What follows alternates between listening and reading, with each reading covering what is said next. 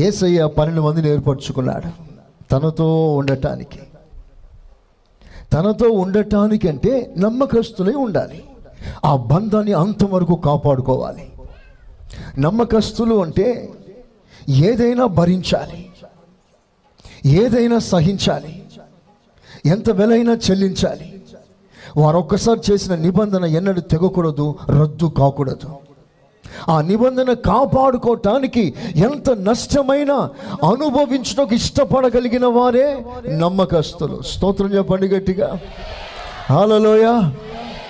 ప్రభు దగ్గరికి వస్తావని, ప్రభుతో సంబంధం కలిగి ఉంటావని, ప్రభుతో నడుస్తావని, ప్రభు దగ్గరగా ఉంటావని తీర్మానం చేసావే, ఆ తీర్మానానికి వ్యతిరేకంగా ఎన్ని శోధనలు వచ్చినా వాటిని జయించి ప్రభుతో సంబంధం కాపాడుకోవాలి.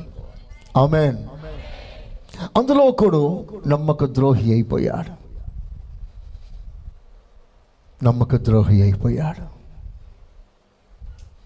తనతో ఉండవలసిన, యేసయ్యతో ఉండవలసిన శిష్యుడు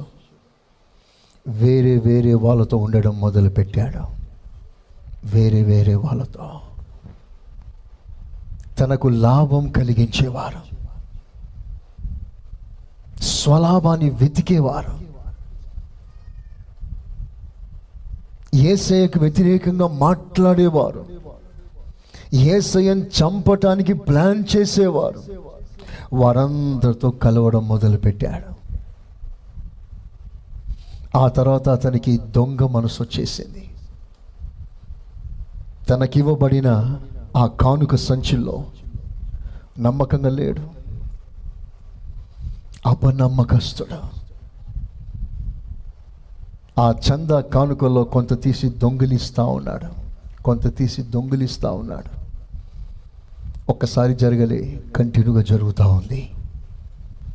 ఆ తర్వాత దేవునికి చాలా దూరం అయిపోయాడు.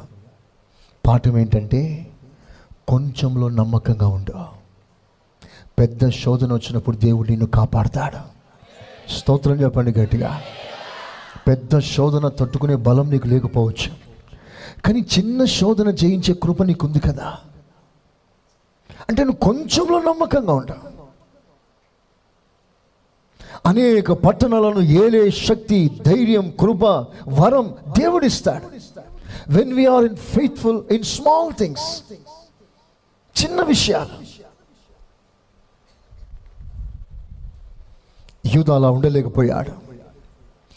ఎందుకు మనం ప్రభుతో ఉండటానికి నమ్మకత్వం కావాలి అంటే, ఒకరోజు నమ్మకస్తులైన వారందరినీ దేవుడు తన కూడా పెట్టుకొని ఈ లోకంలో తిరుగులాడుతున్న ప్రతి దురాత్మ సమూహాన్ని, ప్రతి అపవాదిని, ప్రతి సైతాన్ శక్తులను సమూలంగా నిర్మూలన చేయటకు, సమూలంగా నాశనం చేయటకు, ఈ భూమి మీద 1000 ఏళ్ల పరిపాలన ప్రారంభించుటకు, నిత్య రాజ్యాన్ని స్థాపించటానికి దేవునికి కొందరు నమ్మకమైన వారు కావాలి.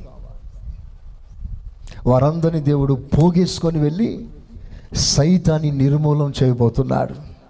చేతులెత్తి స్తోత్రం చెప్పండి.